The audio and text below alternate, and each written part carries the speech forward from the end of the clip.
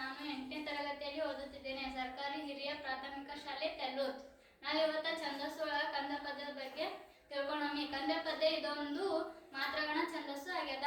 ಈ ಕಂದ ಪದ್ಯದ ಲಕ್ಷಣಗಳು ತಿಳ್ಕೊಳ್ಳೋಣ. 4 ಸಾಲಿನ ಪದ್ಯವಾಗಿದ್ದು 4 ಮಾತ್ರೆಯ ಗಣ ವಿಭಾಗವಿರುತ್ತದೆ. ಈಗ ಕಂದ ಪದ್ಯ 4 ಸಾಲಿಂದ 1 2 3 4 ಕಂದ ಪದ್ಯ 4 ಸಾಲಿಂದ ಎಷ್ಟು ಮಾತ್ರೆಗಳು ಇರ್ತಾವ? 4 ಮಾತ್ರೆಗಳು ಇರ್ತಾವ. 4 4 4 4 4 4 1 ಮತ್ತು ಮೂರನೆಯ ಪಾದಗಳು ಪರಸ್ಪರ ಸಮವಾಗಿದ್ದು 4 ಮಾತ್ರೆಯ ತಲಾ 3 ಗಣಗಳಿರುತ್ತವೆ. ಈಗ ಒಂದನೇದು ಮೂರನೇ ಸಾಲು ಸಮ ಆಗಿರ್ತಾವ. ಇವು 4 ಮಾತ್ರೆ 3 ಗಣಗಳಿರ್ತಾವ. ಈ ಗಣಗಳು 1 2 3 1 2 3 3 ಗಣಗಳಿರ್ತಾವ. 4 ಮಾತ್ರೆ ಇರ್ತಾವ. 4 4 4 4 4 2 ಮತ್ತು 4ನೇ ಪಾದಗಳು ಪರಸ್ಪರ ಸಮವಾಗಿದ್ದು 4 ಮಾತ್ರೆಯ ತಲಾ 5 ಗಣಗಳಿರುತ್ತವೆ. 2ನೇ 4ನೇ ಸಾಲು ಸಮ ಆಗಿರ್ತದ. ಇವು 4 ಮಾತ್ರೆಯ 5 ಗಣಗಳಿರ್ತಾವ.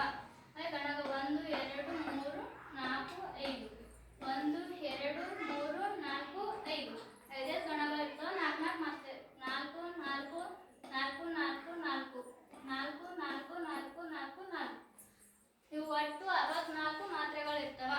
ಇವು ಒಟ್ಟು 64 ಮಾತ್ರೆಗಳು.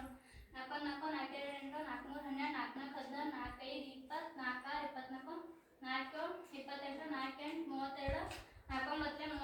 4 8 32 4 9 36 4 40 44 48 52 56 64 ಒಟ್ಟು ಮಾತ್ರೆಗಳು ಎಷ್ಟವ?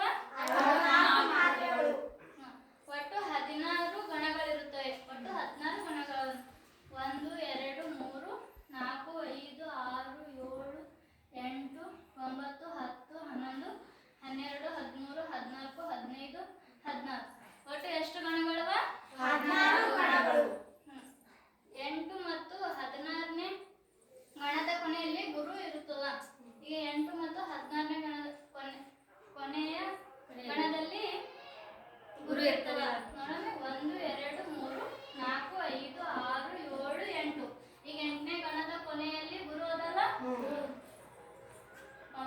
10 11 12 13 14 15 16 ಈಗ 16ನೇ ಗಣದ ಕೊನೆಯಲ್ಲಿ ಗುರು ಅದಲ್ಲ. ಪ್ರತಿ ಪಾದವು ಆದಿಪ್ರಾಸದಿಂದ ಕೂಡಿರುತ್ತದೆ.